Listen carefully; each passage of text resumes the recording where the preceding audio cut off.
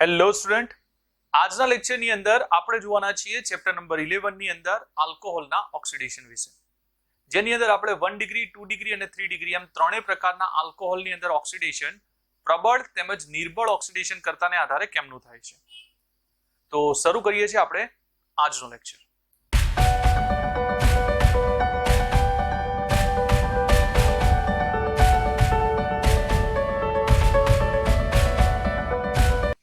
આલ્કોહોલના ઓક્સિડેશનની અંદર પ્રથમ આપણે વાત કરીશું કે પ્રબળ અને નિર્બળ ઓક્સિડેશન કરતા કયા હોય છે, જેનો ઉપયોગ આપણે અહીંયા કરવાના છીએ. અને આ સિવાય આપણને કોઈ એમસીક્યુ ની અંદર કે કોઈ પણ પરિવર્તનની અંદર કે પ્રક્રિયાની અંદર આપણને ઓક્સિડેશન કરતા આપીને પૂછી શકે છે. તો અહીંયા તમે કેટલાક ઓક્સિડેશન કરતા જે હું બતાવી રહ્યો છું તેને સીધા તમે યાદ રાખી શકો છો. જેમ કે પ્રથમ વાત કરીએ છીએ આપણે પ્રબળ ઓક્સિડેશન કરતા.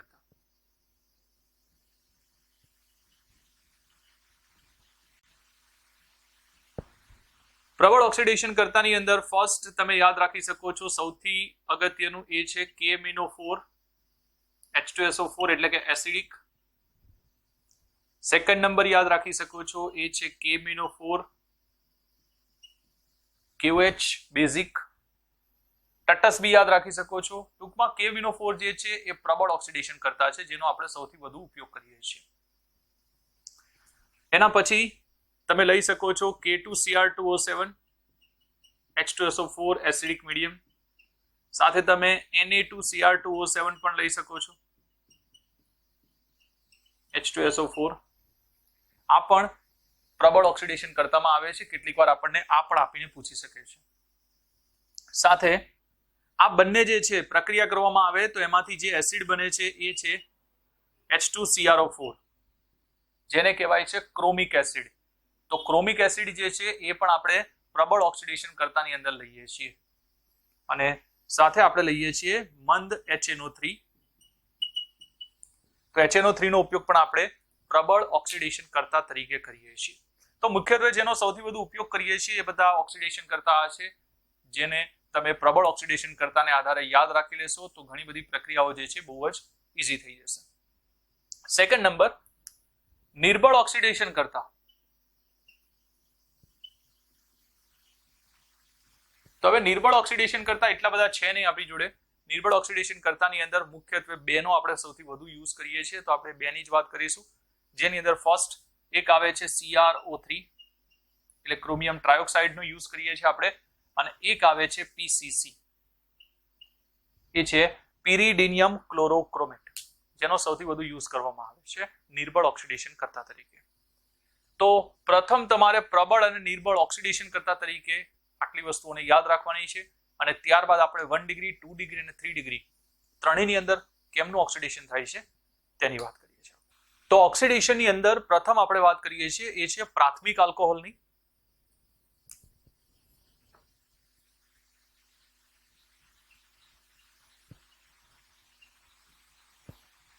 એટલે કે 1 ડિગ્રી આલ્કોહોલ. પ્રાથમિક આલ્કોહોલની વાત કરીએ આપણે તો એની અંદર નિર્બળ અને પ્રબળ બંને ઓક્સિડેશન કરતાનો ઉપયોગ કરીને આપણે કેમના નિપજ મેળવી શકીએ છીએ. તો જેમ કે હું અહીંયા ઉદાહરણ લઈ લઉં છું, RCH2OH આલ્કોહોલ છે. હવે જો એનું ઓક્સિડેશન કરવામાં આવે નિર્બળ ઓક્સિડેશન કરતા, જેમ કે CrO3, તો CrO3 કરવાથી આલ્કોહોલ જે છે એમાંથી રૂપાંતર આલ્ડીહાઇડમાં થઈ જાય છે. હવે કેમ ના થાય છે? તો ઓક્સિડેશનનો મતલબ ઓક્સિજન ઉમેરાવો અથવા હાઇડ્રોજનને દૂર કરવો. હવે અહીંયા હાઇડ્રોજન જે છે અહીંયાથી અને અહીંયાથી હાઇડ્રોજન નીકળી જશે. એટલે જેવા અહીંયાથી હાઇડ્રોજન ગયા એટલે બચવાનું શું છે? CHO એટલે કે આલ્ડીહાઇડ સમૂહ બચશે. એટલે આપણને અહીંયા મળી જશે RCHO, એટલે અહીંયા મળી જાય છે આલ્ડીહાઇડ.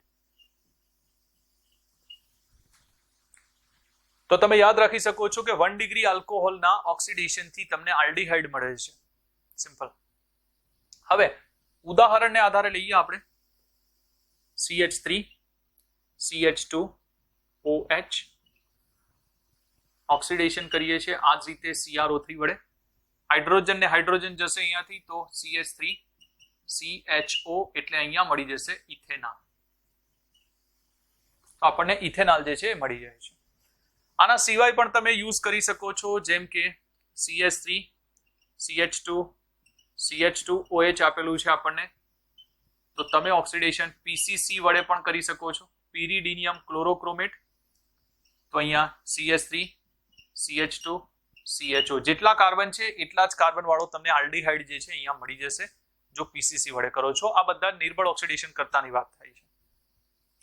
PCC જે છે તેના વડે આલ્ડીહાઇડ બની ગયા પછી આગળ કોઈ પ્રક્રિયા થતી નથી, એટલે તમે ત્યાં યાદ રાખી શકો છો. હવે જો આપણે આ જ પ્રક્રિયાની અંદર એટલે કે CH3 CH2OH ની અંદર ઓક્સિડેશન પ્રબળ ઓક્સિડેશન કરતા જેવા કે KMnO4 KOH લઈ લો અથવા H2CrO4 મંદ HNO3 K2Cr2O7 Na2Cr2O7 કોઈ પણનો જો ઉપયોગ કરી લીધો તો તમને આલ્ડીહાઇડ નથી મળવાનું. હવે કેમના યાદ રાખી શકીએ છીએ?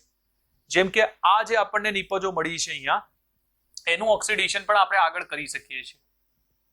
જેમ કે હું અહીંયા ઓક્સિડેશન કરી લઉં KMnO4 KOH અથવા આની અંદર કરી લઈએ આપણે એ જ રીતે. તો જેવો ઓક્સિજન મેળવશે આ તો CHO સમૂહ જે છે એ કાર્બોક્સિલિક એસિડમાં ફેરવાઈ જાય છે એટલે RCOOH માં. એ જ રીતે આ પણ શેમાં જતો રહેશે CH3COOH માં, એટલે અહીંયા આપણને કાર્બોક્સિલિક એસિડ મળી જાય છે. અહીંયા આપણને મળશે એ જ રીતે ઇથેનોઇક એસિડ. NCERT ની અંદર આપણને આલ્ડીહાઇડ સુધી આપે છે પણ આગળ પણ પ્રક્રિયા શક્ય છે, તો ત્યાં પણ તમે એને યાદ રાખી શકો છો. ક્લિયર? સાથે જો આપણને KMnO4 KOH પહેલા જ સ્ટેપની અંદર આપી દીધું છે સીધો આલ્કોહોલમાં, તો યાદ રાખજો વચ્ચે આલ્ડીહાઇડ જે મળે છે આલ્ડીહાઇડ નથી મળવાનું, સીધે સીધું રૂપાંતર એનું કાર્બોક્સિલિક એસિડમાં થઈ જશે. તો આ કેસ જે છે ખાસ યાદ રાખવાનો છે. તો 2 કાર્બન વાળો છે તો સીધો 2 કાર્બન વાળો તમને કાર્બોક્સિલિક એસિડ મળી જશે અહીંયા CH3COOH એટલે કે ઇથેનોઇક એસિડ. આ આપણને સીધો જ મળી જાય છે. એટલે જો ક્યાંક આપણને પૂછી લે છે તો પરિવર્તનની અંદર 1 માર્કની અંદર તો તમારે ધ્યાન રાખવાનું કે તમને અહીંયા શું આપેલું છે. નિર્બળની અંદર તો તમારે PCC અને CrO3 બે જ યાદ રાખવાના છે, તો બહુ જ સરળતાથી તમે એને યાદ રાખી શકો. બીજું, આ ફક્ત એલિફેટિકને લાગુ નથી પડતું, એરોમેટિકની અંદર પણ શક્ય છે. એટલે જો ક્યારેક તમને આલ્ડીહાઇડ અને કીટોનના સંદર્ભમાં પૂછી લે, આલ્કોહોલ માટે તો નથી પણ આલ્ડીહાઇડ અને કીટોનની અંદર અહીંયા CH3CHO ની જગ્યાએ બેન્ઝાલ્ડીહાઇડ આપીને પણ પૂછી શકે છે, તો પ્રક્રિયા તો સેમ જ થવાની છે. ક્લિયર છે? અને સાથે આમાં ક્યાંય દ્વિબંધ હોય તો દ્વિબંધને અડવાનું નથી, દ્વિબંધ એમનો એમ જ રહેશે, ફક્ત આલ્કોહોલનું આલ્ડીહાઇડમાં રૂપાંતર થવાનું છે. તો તમે ખૂબ જ સરળતાથી યાદ રાખી શકો છો. અને 1 ડિગ્રીની અંદર યાદ રાખજો કે ક્યાંય કોઈ જગ્યાએ કાર્બન જે છે તેની સંખ્યા બદલાતી નથી, કાર્બનની સંખ્યા સેમ જ રહેશે. ક્લિયર? તો પ્રથમ આપણે વાત કરી છે પ્રાથમિક આલ્કોહોલ માટે અને ત્યારબાદ આપણે જોઈએ છે દ્વિતીયક આલ્કોહોલ માટે. હવે આપણે જોઈએ છે દ્વિતીયક આલ્કોહોલ માટે.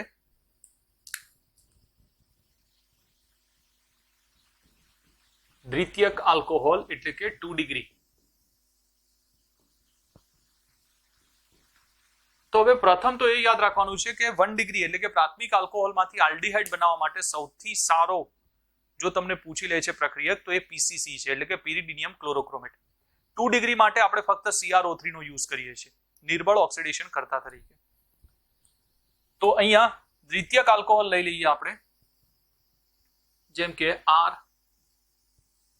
CH CH3OH. તો આની અંદર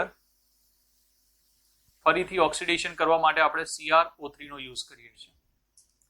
તો અહીંયા શું થશે? ક્રિયાવિધિ તો અહીંયા જોઈ નથી રહ્યા એટલે તમારે ફક્ત આટલું જ યાદ રાખી લેવાનું છે, જેને આધારે અહીંયાથી અને અહીંયાથી હાઇડ્રોજન જે છે એને આપણે દૂર કરવાના છીએ અને કાર્બન અને ઓક્સિજન વચ્ચે ડબલ બોન્ડ આવી જશે, જેના લીધે આપણને મળશે અહીંયા R C double bond O CH3 એટલે તમને અહીંયા નિપજ મળી જશે, એ છે કીટોન. ક્લિયર? તો જેમ 1 ડિગ્રી આલ્કોહોલના ઓક્સિડેશનથી આલ્ડીહાઇડ મળે છે એ જ રીતે 2 ડિગ્રી આલ્કોહોલના ઓક્સિડેશનથી આપણને કીટોન મળે છે. આ યાદ રાખવાનું છે. કોઈ પણ 2 ડિગ્રી હશે તેની તેથી આપણને કીટોન મળી જશે. આ જ રીતે ઉદાહરણ લઈ લઈએ આપણે CH3 CH CH3OH પ્રોપેન 12 લીધું છે આ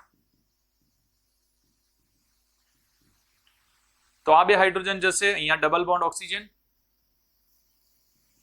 તો આપણને મળી જશે અહીંયા CH3 C double bond O CH3 એટલે કે પ્રોપેનોન.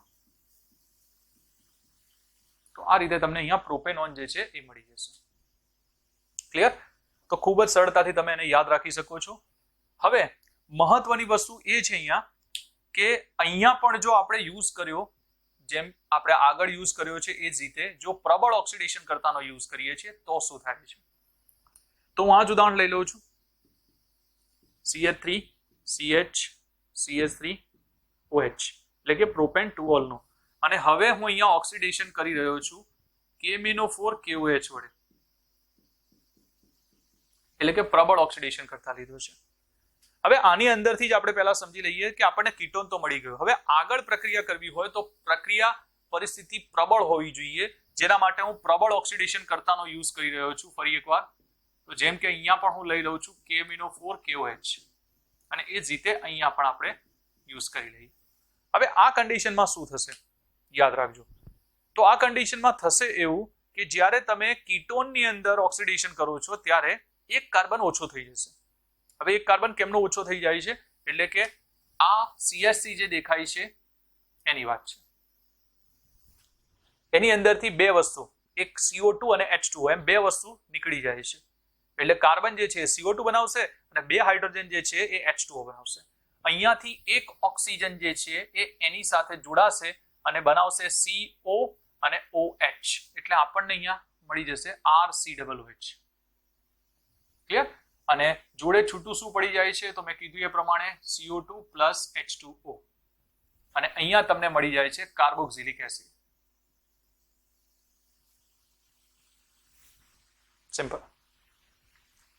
ક્લિયર? પણ અહીંયા તમે એક વસ્તુ જુઓ, આની અંદર કેટલા કાર્બન હતા એને આધારે, આમાં તો કદાચ જોઈને ખ્યાલ ના આવે કારણ કે આપણે R લખ્યો છે, પણ આને આધારે જોશો એટલે તમને ખ્યાલ આવી જશે. તો આની અંદર આ કાર્બન અને અહીંયાથી બે હાઇડ્રોજન જતા રહેશે, અને આ બે કાર્બન વાળો એટલે અહીંયા તમને મળશે CH3 COOH, અને આ બે વસ્તુ તો સેમ છૂટી પડશે CO2 અને H2O, તો અહીંયા મળી જશે તમને ઇથેનોઇક એસિડ. તો આ ખાસ યાદ રાખવા જેવું કે જ્યારે કીટોનની અંદર એટલે કે 2 ડિગ્રી આલ્કોહોલની અંદર જો આપણે ઓક્સિડેશનની વાત કરીએ અથવા કીટોનની અંદર વાત કરીએ છીએ, ત્યારે કીટોનના ઓક્સિડેશનથી કાર્બોક્સિલિક એસિડ જે મળે તેમાં એક કાર્બન ઓછો હોય છે. આમાં 3 કાર્બન છે, જો 1 2 અને 3, જ્યારે આની અંદર ફક્ત 2 જ કાર્બન હશે. ક્લિયર? તો દર વખતે આવું થવાનું છે. હવે જો અહીંયા તમે ડાયરેક્ટ પ્રબળની જ વાત કરી તો ફરીથી વચ્ચે કીટોન નહીં મળે, સીધું જ મળી જશે. એટલે તમને અહીંયા નિપજ શું મળશે? CH3 COOH, છૂટું શું પડી જશે? CO2 પ્લસ H2O, સીધો તમને મળી જશે ઇથેનોઇક એસિડ. તો આ યાદ રાખી શકો છો. પ્રબળ ઓક્સિડેશન કરતા જ્યારે પણ આપ્યું હોય ત્યારે તમારે આ વસ્તુઓને યાદ રાખવી પડશે, જેથી કરીને પરિવર્તન કે 1 માર્કની કોઈ પણ પ્રક્રિયા આપેલી છે સરળતાથી તમે સોલ્વ કરી શકશો. ક્લિયર? તો વાત કરી છે આપણે દ્વિતીયક આલ્કોહોલની, ત્યારબાદ આપણે જોઈએ છે તૃતીયક આલ્કોહોલ. હવે જોઈએ છે આપણે તૃતીયક આલ્કોહોલ માટે.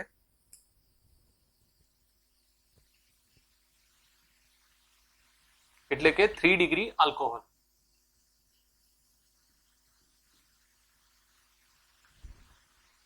હવે 3 ડિગ્રી આલ્કોહોલની વાત કરીએ તો નિર્બળ ઓક્સિડેશન કરતાનો જો આપણે અહીંયા ઉપયોગ કર્યો તો અહીંયા આપણને નિપજ મળતી નથી. એટલે જો 3 ડિગ્રીની વાત કરીએ આપણે અહીંયા CH3 કાર્બન CH3 CH3OH, તો મેં અહીંયા ઉદાહરણ લઈ લીધું છે જેમ કે 2 મિથાઇલ પ્રોપેન 2 ઓલ. આનું ઓક્સિડેશન કરીએ આપણે CrO3 વડે. તો અહીંયા જો તમે નિર્બળ ઓક્સિડેશન કરતા લઈ લીધો તો એ એટલો પ્રબળ નથી હોતો કે જેથી કરીને 3 ડિગ્રી આલ્કોહોલનું ઓક્સિડેશન થઈ શકે. એટલા માટે અહીંયા કહી શકીએ છીએ કે પ્રક્રિયા થતી નથી. એટલે 3 ડિગ્રીની અંદર નિર્બળ ઓક્સિડેશન કરતા કોઈ જ કામનું નથી. પરંતુ જો આપણે આ જ પ્રક્રિયાની અંદર